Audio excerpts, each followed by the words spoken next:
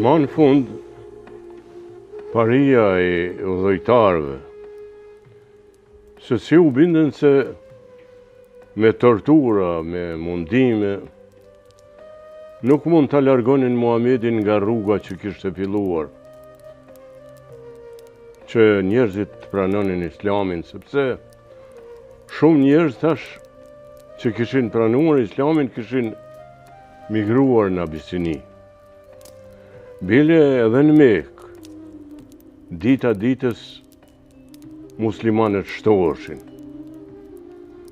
Kështu që brenga e tyre ishte tejet e madhe dhe nuk dinin si të vepronin. Paria idhujtare e zgjodhen Utbe bin Rabian dhe e dërguan te Muhamedi. Ai u drejtua Muhamedit me këto fjalë dhe i tha: O biri i xhaxhait tim, paria idhujtare pas bisedave të gjata që kemi pas, kemi vendosur të ofrojmë disa kushte që të largohesh nga Islami. Dhe ato kushte janë: nëse dëshiron të bëhesh mbret, ne do të bëjmë mbret të Arabisë. Po nëse dëshiron të holla, ne gjithë do të mbledhim të holla aq shumë sa ti nuk do të kesh mundësi t'i harxhosh gjatë gjithë jetës tënde. Mirë po, nëse të ka pëlqyer edhe ndonjë vajzë këtu në Arabi, ne do t'jemi në gjendje të ta japim atë për grua. Vetëm që ti të mos shash zotrat tanë, që ti të largohesh nga rruga e Islamit.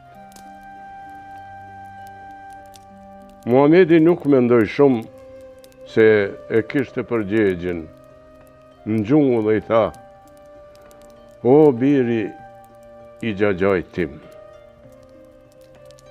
unë kam hyrë këtë rrugë dhe nuk dua as të bëhem mbret, nuk dua as të fitoj para, nuk ka çka më duhet as një grua tjetër.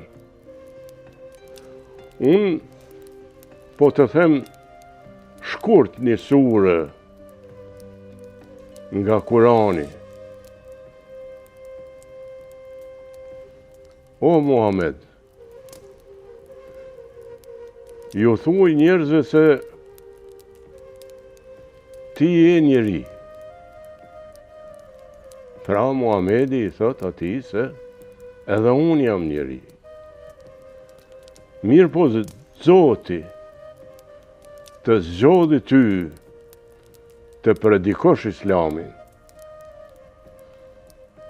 dhe të thuash se nuk ka Zot tjetër, vetëm një Zot. Pra, ju do t'ishte mirë, pranoni se s'ka Zot tjetër, vetëm Allahu. Është mirë të shkoni në rrugën e tij, ti kërkoni falje atij. Dhe ju, nëse nuk e bëni këtë, do t'jeni dekabuar. Këto fjalë të Muhamedit lanë një përshtypje të madhe dhe u kthy te paria e idhujtarëve dhe ju tha: shikoni, ai është nis në rrugën e tij. Është mirë ta lëmë se ai do t'jetë fitimtar. Nëse ne e vrasim atë, jemi mëkatar, por do të lirohemi prej tij. Po përsëri po ju them, nga ato që dëgjova, them, mos ta pengojmë, por ta lëmë në rrugën e lirë. Atëherë paria e dhujtare disa prej tyre u tallën edhe i thanë, të pas ka bërë magji Muhamedi. Mbasi kështu nuk arritën ta bindin Muhamedin, atëherë vendosën dhe shkuan te Ebu Talibi. I thanë, ka qenë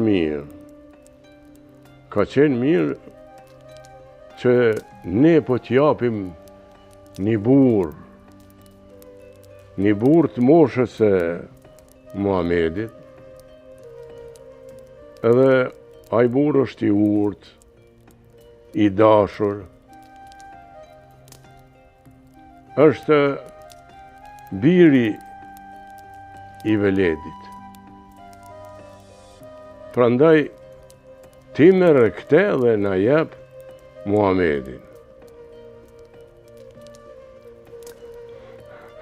Ai gati buzëqeshi me ta dhe tha, o paria i dhujtare, edhe ju e dini se unë i adhuroj zotat tuaj, njësoj si ju. Mirë po nuk mund t'ju jap Muhamedin, se e di se po t'ju jap, ju do t'a vresni.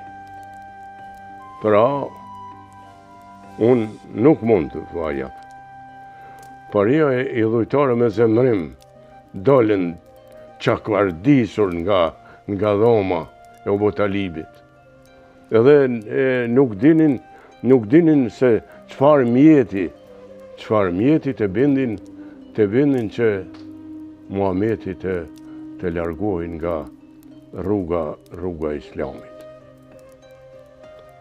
Menduan dhe përsëri shkuan te Ebu Talibi.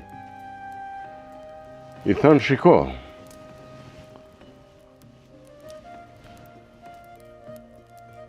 edhe ti je në parin i dhujtarë, edhe gjithë njerëzit këtu duan të çmojnë,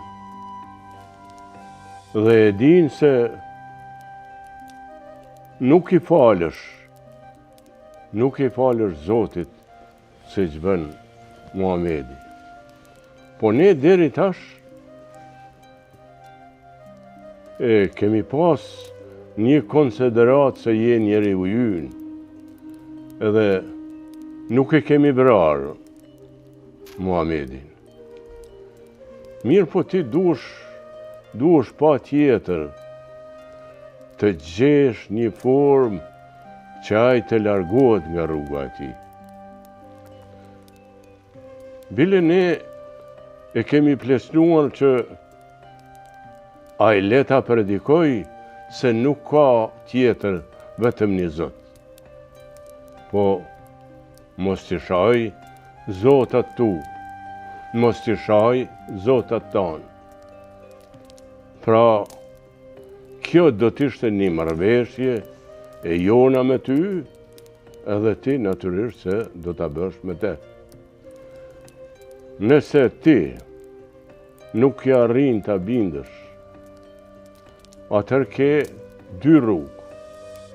Ose të heqësh dorë nga nipi yt, ose ne do të heqim dorë prej teje përgjithmonë. Ebu Talibi dërgoi edhe thirri Muhamedin. I tha, o Muhamed, këto janë kushtet që më ka vënë paria i dhujtare për ty. Pra, duhesh të më ndëgjosh. Ti falju Zotit tënë, por mos I shaj zotat tanë, se ata janë zotat jo vetëm prindëve të mi, po dhe prindëre dhe gjyshërve tu.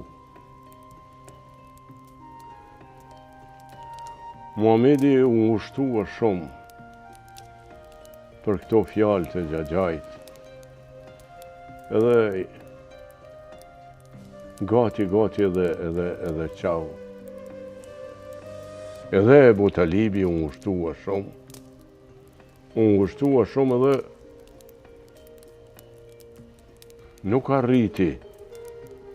arriti ta mund veten e tij edhe të thotë se po e pranoj Islamin. Po I tha,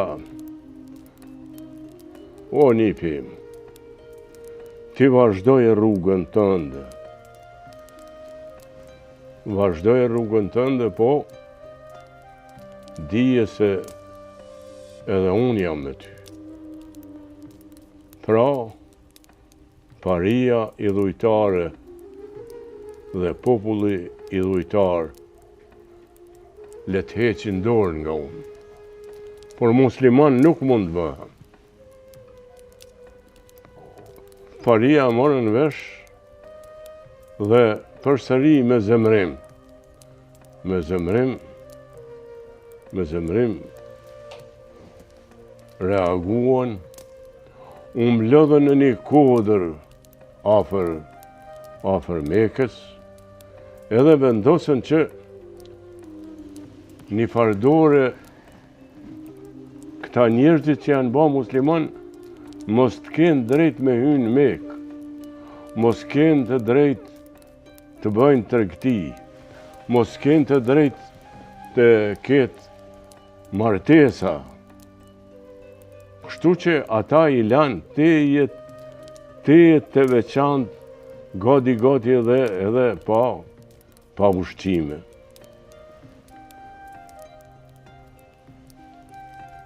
Ishin vitet vështira, jo vetëm një muj,